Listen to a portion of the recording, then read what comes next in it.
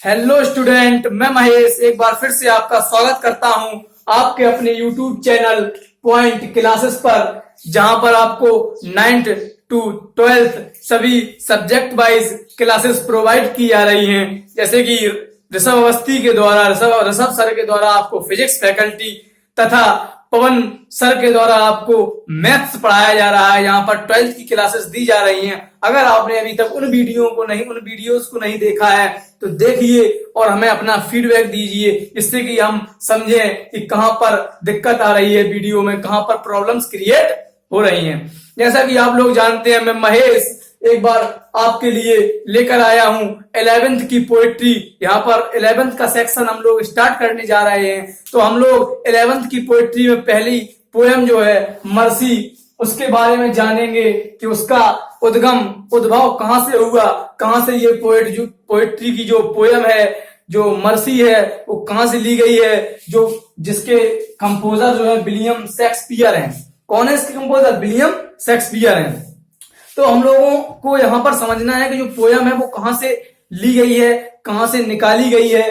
तो एक जो ड्रामा है, जो प्ले है मर्चेंट ऑफ वेनिस, वेनिस का व्यापार, जो कि आपके ही सिलेबस में है, जिससे कि क्वेश्चंस पूछे जाते हैं, लॉन्ग आंसर और शॉर्ट क्वेश्चंस वहां से आते हैं। तो मर्चेंट ऑफ वेनिस का जो व्यापार है, उससे चार जो कैरेक्टर्स हैं, यहाँ पर कुछ कैरेक्टर्स हैं, जैसे कि Antonio, Bassanio, Psylocke, Portia, Jessica, Lorenzo. तो मैं इनके बारे में आपको ज्यादा डीपली तो नहीं जाऊंगा। यहां पर मैं आपको बता दूं कि जो मर्चेंट ऑफ वेनिस है, वो जो प्ले है, मैं उसमें आपको पूरा विस्तार से हम लोग डिस्कस करेंगे कि कैसे, कहां से क्या हुआ इसमें। तो हम लोग अभी समझते हैं, जो एंटोनियो है वो बेसेनियो का फ्रेंड है। एंटोनियो जो है वो बेसेनियो का फ्रेंड है, और जो पोर्सिया है वो बेसेनियो की लवर है।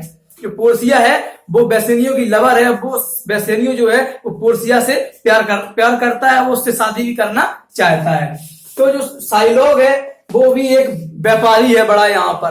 तो बेसेनियो जो है वो पोर्सिया से प्यार करता है और उससे शादी करना चाहता है। तो अब उसके पास पैसा है नहीं, बेसेनियो के पास पैसा है नहीं। तो उसने अपने मित्र एंटोनियो से कहा, भाई मेरे पास पैसा नहीं है, तो मुझे कुछ पैसे दे दे, मैं आपको बाद में इसको रिपे कर दूंगा, वापस कर दूंगा, चुका दूंगा।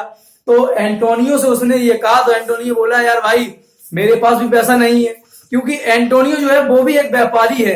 वो उसकी जो शिप्स हैं, जो जहाज चलते हैं, कुछ जो आते हैं, तो एक तूफान आया था, तो उसके जहाज जो है वो उसमें फंसे हुए हैं। वो मसालों का व्यापार करता है, स्पाइसेस जो है वो डिलीवरी जो सेल करता है। तो एंटोनियो से कहा कि मुझे कुछ पैसों की जरूरत है, नीड है, तो आप मुझे कुछ पैसे दे दीजिए। तो एंटोनियो कहता है, मेरे पास तो पैसे है नहीं, लेकिन एक मैं आपको प्लान बताता हूं कि यदि आप ऐसे किसी व्यक्ति को जानते हो कि जिसके पास पैसा है, तो मैं मीडिएटर बन जाऊंगा और आपको उससे पैसे दिलवा दूंगा। अब चूंकि बेसेनियो को तो जरूरत है पैसे, क्योंकि वो पोर्सिया से शादी करना चाहता है। तो बेसेनियो ने कहा कि साइलॉक है एक व्यापारी, तो एंटोनियो आप उससे जाइए, संपर्क कीजिए और पैसे मिल जाएंगे आपको, क्योंकि साइलॉक के पास अच्छा खासा धन है, वो भी एक बड़ा व्यापारी है। तो बेसेनियो ने कहा एंटोनियो से, जो कि उसका मित्र है, वो साइलॉक के पास गया। तो साइलॉक से उसने जब बात की, तो साइलॉक बोला कि मैं आपको पैसे दे दूंगा, लेकिन मेरी कुछ शर्तें हैं। उसमें एक कंडीशन थी कि जो हम आपको पैसे दे देंगे, अगर आपने वो पैसे 3 मंथ्स में रिपे नहीं किए, रिफंड नहीं किए, तो मैं आपके शरीर से 1 पाउंड फ्लैश मांस ले लूंगा। मैं आपके शरीर से 1 जो पाउंड मांस ले लूंगा, और बिना किसी बूंद के गिरे खून की, without falling any drops of blood, बिना किसी बूंद के गिरे। तो इस बात जब हुई, तो उसने पैसे बाद में नहीं चुका पाए। एंटोनियो ने इस बात पर साइन कर दिया कि ठीक है भाई, अगर मैंने आपके पैसे नहीं दिए तो आप जो कुछ करना चाहें वो कर लेना। तो साइलॉग ने उसे पैसे दे दिए, बेसेनियो ने पोर्सिया से शादी कर ली। अब एंटोनियो वो पैसे समय पर नहीं चुका पाया। तो फिर जो साइलॉग था, उसने उस पर केस कर दिया, उसने अपील कर दी कोर्ट में जाकर। तो कोर्ट में उसने अपील की कि उसके वादे के मुताबिक वो 1 पाउंड मांस उसके शरीर से लेना चाहता है। तो अब जब बात ये बेसिनियो को पता चली तो वो बहुत ही गंभीर हो गया और उसने ये बात पोर्सिया से शेयर की। तो उसने बताया कि जो एंटोनियो है वो मेरा मित्र है। पूरी बात, उसकी पूरी जानकारी पोर्सिया को दी। पोर्सिया जो कि एक वकील के रूप में उसे बेसिनियो को बिना बताए ही अदालत में पेश हो गई, स्वयं को उसने प्रदर्शित कर लिया एंटोनियो के वकील के रूप में। और उसने साइलॉक से कहा कि कुछ तो दया दिखाओ, सो मर्सी, कुछ तो दया दिखाओ, ये ऐसा बेरहमी से मत करो, कुछ की मांस निकाल लेंगे तो आदमी की जान चली जाएगी। तो पोर्सिया जो स्पीच देती है यहाँ पर, एक अपने आप को वकील के रूप में जो स्पीच देती है, वही स्पीच जो यहाँ पर मर्सी के रूप में दिखाई गई है। अब हम लोग डिस्कस करेंगे कि मर्सी का पहला स्टेंजा क्या है। हमने समझा कि मर्सी का जो पोयम है वो मर्चेंट ऑफ वेनिस से ली गई है, जो वेनिस का व्यापार है। हम और डीपली जानेंगे, क्वेश्चंस को भी समझेंगे मर्चेंट ऑफ वेनिस के, लेकिन हम अभी समझते हैं कि जो मर्सी पोयम है वो कहां से निकली है और इसका क्या अर्थ है। तो आप देखते हैं कि मर्सी कहां से निकली है, आइए समझते हैं। जैसा कि स्टूडेंट्स हमने अभी समझा, जो पोएट्री की जो पोएम थी 11th क्लास की मर्सी, वो कहां से निकली, कहां से सिलेक्ट की गई, मर्चेंट ऑफ वेनिस से सिलेक्ट की गई। अब हम देखते हैं कि जो मर्सी है इसका मतलब क्या है। उसका जो पहला स्टेंजा है हम समझते हैं, उसका रेफरेंस, कॉन्टेस्ट विद एक्सप्लेनेशन, और इसका हिंदी में अर्थ कैसे करें। तो देखते हैं जो मर्सी यहाँ पर लिखा हुआ है, आप लोग देख पा रहे हैं मर्सी।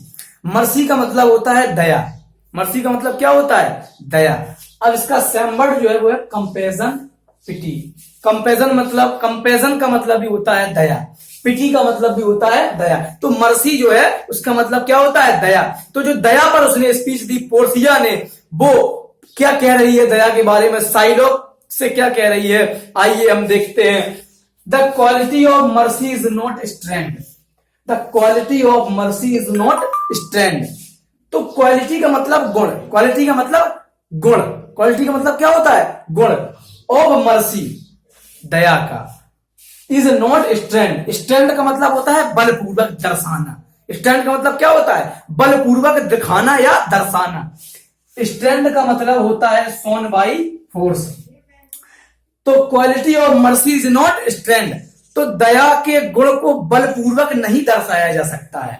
अर्थात दया के गुण को बलपूर्वक नहीं दर्शाया जा सकता। अर्थात इसका तात्पर्य ये है कि दया का जो गुण होता है वो प्राकृतिक होता है, जो मनुष्यों के हृदय में प्रकृति के द्वारा दिया हुआ होता है, उसे बलपूर्वक नहीं दर्शाया जा सकता। हम लोग अगर किसी पर जबरदस्ती करें या फोर्सली हम उस पर फोर्स डालें कि तुम दया दिखाओ, दया दिखाओ, तो कोई दया नहीं दिखा पाएगा, क्योंकि दया का जो गुण होता है वो प्राकृतिक होता है।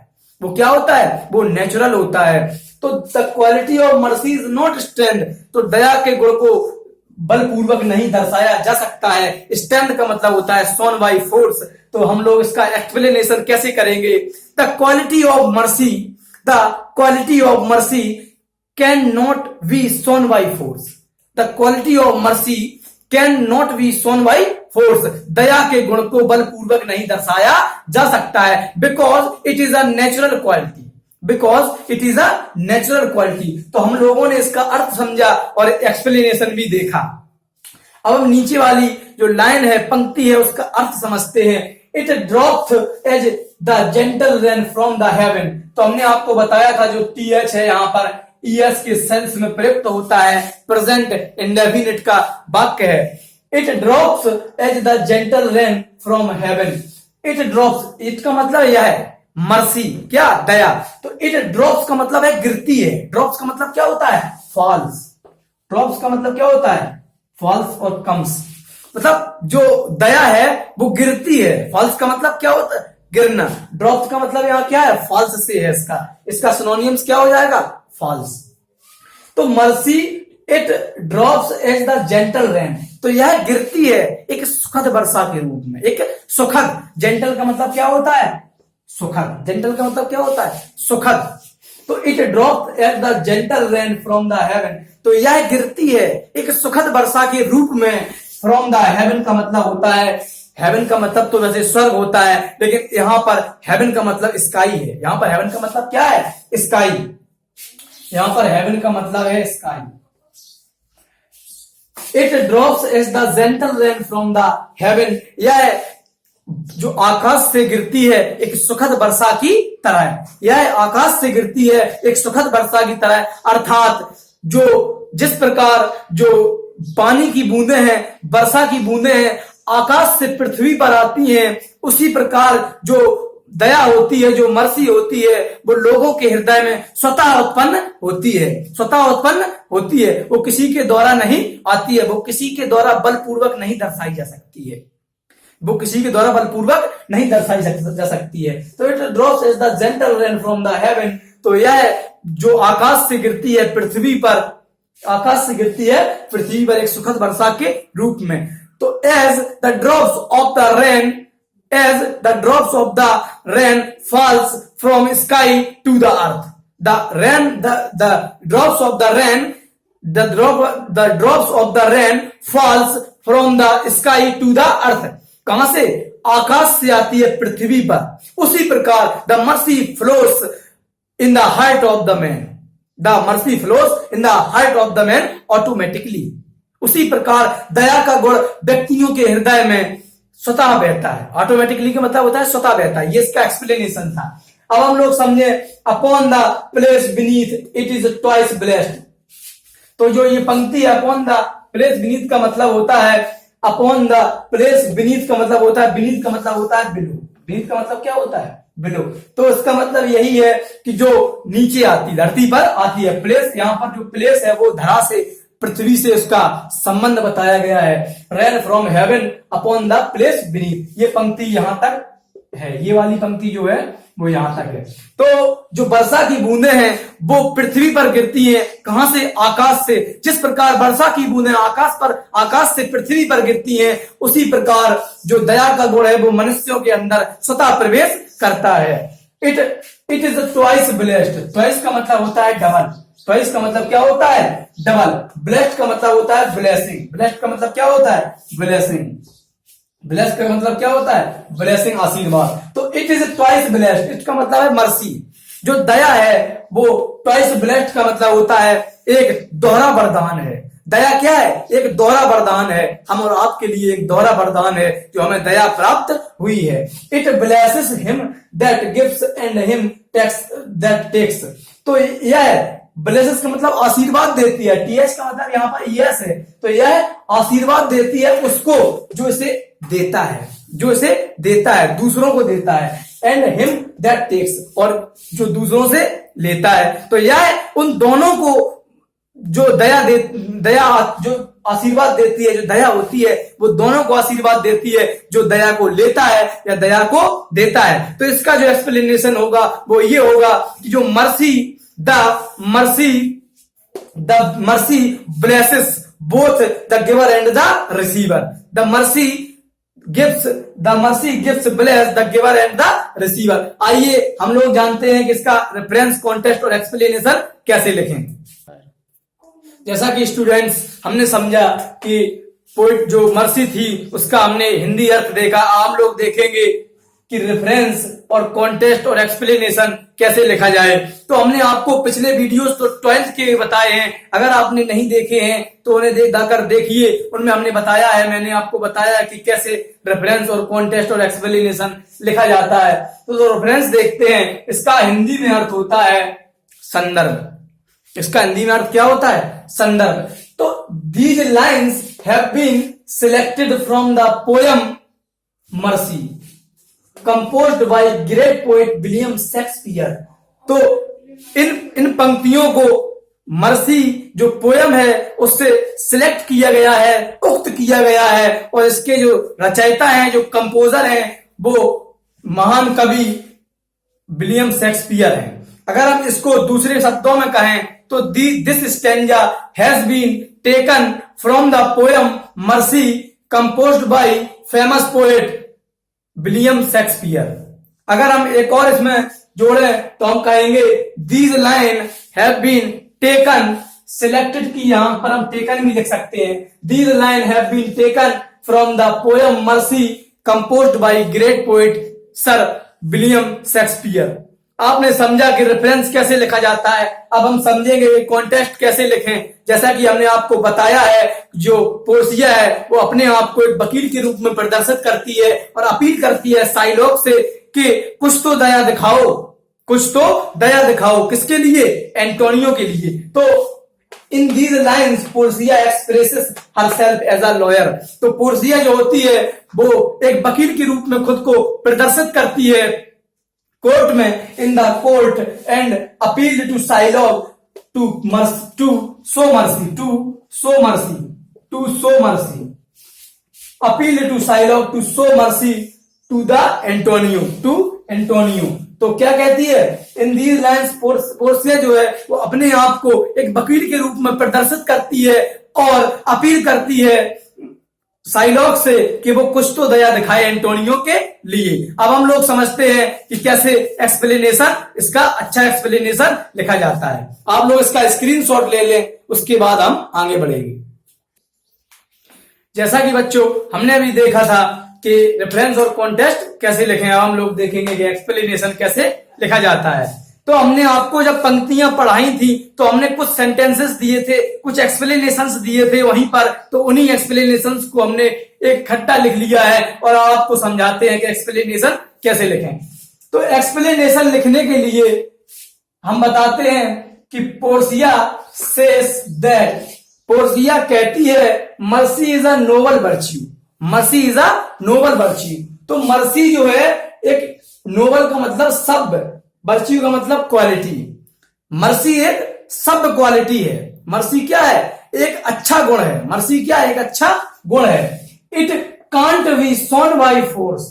मैंने आपको बताया था कि मर्सी जो होती है, जो दया होती है, वो बलपूर्वक नहीं दर्शाई जा सकती है। तो वही बताया है, it can't be, mercy can't be shown by force. Mercy दया को बलपूर्वक नहीं दिखाया जा सकता है, दर्शाया जा सकता है। It is a natural quality, it is a natural quality. यह एक प्राकृतिक गुण है। किसका? मनुष्य का। यह एक प्राकृतिक गुण है मनुष्य का। As the drops of rain comes to the earth from the sky freely, जिस प्रकार वर्षा की बूंदें पृथ्वी पर, जिस प्रकार वर्षा की बूंदें पृथ्वी पर कम्स मींस आती हैं, फॉल्स टू द अर्थ पृथ्वी पर आती हैं, फ्रॉम द स्काई फ्रीली स्वतः, जिस प्रकार वर्षा की बूंदें पृथ्वी पर आती हैं बिना रुके, बिना किसी दबाव के, तो उसी प्रकार mercy flows from the heart of the man automatically. तो जो मर्सी होती है, जो दया होती है, उसी प्रकार मनुष्यों के हृदय से बहती है, स्वतः बहती है, मनुष्यों के हृदय से स्वतः बहती है। As the drops of the rain, as the drops of the rain comes from the sky to the earth freely, जिस प्रकार वर्षा की बूंदें पृथ्वी पर आती हैं आकाश से स्वतः, उसी प्रकार दया जो होती है वो मनुष्यों के हृदय में स्वतः बहती है। इसे बलपूर्वक उत्पन्न नहीं किया जा सकता है। यह एक प्राकृतिक गुण है। It is also a double blessing, it is also a double blessing. यह एक दोहरा वरदान है। ब्लेसिंग का मतलब होता है बूंद, BOON, बूंद का मतलब होता है वरदान। It is also a double blessing. यह क्या है? एक दोहरा वरदान है मनुष्य के लिए। It blesses both the giver and the receiver. तो यह उन दोनों को आशीर्वाद देती है, जो द गिवर का मतलब देना, देने वाला, और रिसीवर का मतलब प्राप्त करने वाला। यह देने वाले को और प्राप्त करने वाले को दोनों को आशीर्वाद प्रदान करती है। It is the most powerful quality of the most powerful persons. It is the most powerful quality of the most powerful persons. यह बड़े सशक्तिशाली लोगों का बहुत ही शक्तिशाली गुण है। दया जो होती है वो बड़े लोगों का बहुत सशक्तिशाली गुण है, शक्तिशाली लोगों का शक्तिशाली गुण है, सर्वशक्तिमान लोगों का एक सर्वशक्तिमान गुण है। तो हम आपको एक क्विक रिवीजन कराते हैं। मर्सी, पोर्सिया कहती है कि जो दया का गुण है वो एक सभ्य गुण है। It can't be shown by force, या दया जो बलपूर्वक नहीं दर्शाई जा सकती है। It is a natural quality, यह एक प्राकृतिक गुण है। किसका? मनुष्य का प्राकृतिक गुण है। As the drops of rain, जिस प्रकार वर्षा की बूंदें आकाश से पृथ्वी पर आती हैं एक सुखद वर्षा की तरह, स्वतः, फ्रीली का मतलब स्वतंत्रता रूप से, स्वतंत्रता से, स्वतंत्रता से जैसे पृथ्वी पर आती हैं, उसी प्रकार जो दया होती है, जो मर्सी होती है, flows from the hearts of the man automatically. उसी प्रकार जो दया होती है वो मनुष्यों के हृदय से बहती है। कैसी? ऑटोमेटिकली, स्वतः बहती है। It is also a double blessing. यह क्या है? यह एक दोहरा वरदान है। यह एक दोहरा वरदान है। It blesses both the giver and the receiver. यह उन दोनों को आशीर्वाद प्रदान करती है, जो इसे लेता है, the giver and the receiver, जो प्राप्त करता है। It is the most powerful quality of the most powerful person. यह सर्वशक्तिमान लोगों का सर्वशक्तिमान वाला गुण है, सर्वशक्तिशाली गुण है। तो हमने आपको बताया कि एक्सप्लेनेशन कैसे लिखा जाए, आप लोग समझ चुके होंगे, मैं आशा करता हूं। अगर आपको ये वीडियो अच्छा लगा हो तो वीडियो को लाइक करें, चैनल को सब्सक्राइब करें और वीडियो को शेयर कर दें, ताकि हर बच्चे तक पहुंच सके। इस पाठ का जो एक्सप्लेनेशन है आपको समझ में आया होगा, मैं आशा करता हूं। Thank you.